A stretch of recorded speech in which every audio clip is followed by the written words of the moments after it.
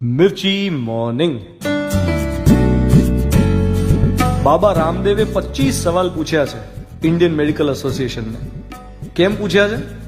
કારણ કે છેલ્લા થોડા સમયમાં આ એક નવો વિવાદ સપાટી પર આવ્યો છે.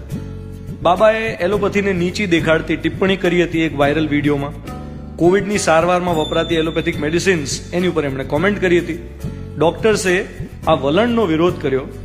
યુનિયન હેલ્થ મિનિસ્ટર હર્ષવર્ધને બાબાના સ્ટેટમેન્ટને એક્સ્ટ્રીમલી અનફોર્ચ્યુનેટ ગણાવ્યું. બાબા રામદેવે નિવેદન તો પાછું ખેંચ્યું, પણ સામે 25 સવાલે પૂછ્યા છે કે એલોપેથી પાસે હાઈ બીપી અને ડાયાબિટીસના પરમાનન્ટ ઇલાજ છે? માઇગ્રેન, થાઇરોઇડ, આર્થરાઇટિસ, કોલાઇટિસ, અસ્થમાના પરમાનન્ટ ઇલાજ છે? જો એલોપેથી સર્વગુણ સંપન્ન હોય તો ડોક્ટર્સ માંદા જ ના પડવા જોઈએ. આવો તર્ક કે કુતર્ક એમણે લડાવ્યો. નેચરલી આ નિવેદનનો પણ વિરોધ થશે જ. વાત હજુ ખેંચાશે.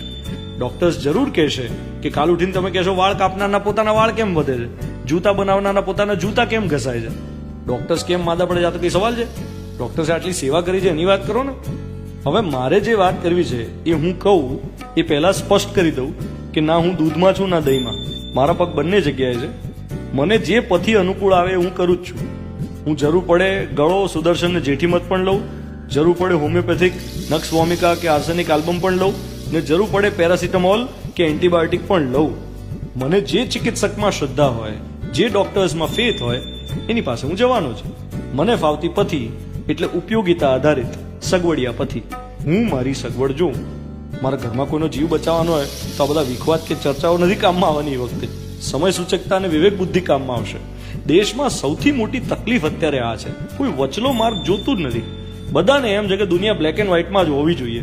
કાં તો તમે બ્લેક, કાં તો વ્હાઇટ, કાં તો રાઈટ, કાં તો લેફ્ટ. ભલા માણસ ગ્રે એરિયામાં કોઈ રહેવા જ નથી દેતું. ખેંચીને તાણીને લઈ જાય એમની ગમતી સાઈડ તરફ, ને તમે ના જાઓ તો આપણી સાથે છેડા ફાડી નાખે. હકીકતમાં આપણે સૌ મધ્યમ માર્ગી જ છીએ. સ્વદેશીનો પ્રચાર વિદેશી વોટ્સએપ અને ફેસબુક પર કરીએ જ છીએ ને. પિઝા ઓર્ડર કરીએ ને રસપુરી પણ ઘરે બનાવીએ, જીન્સ પણ પહેરીએ ને ટ્રેડિશનલ ડ્રેસ પણ. અમેરિકા જઈને કરિયર પણ બનાવીએ ને ત્યાં રહીને બાળકોને કક્કો પણ ઘૂંટાવીએ, ભારતીય સંસ્કાર આપીએ.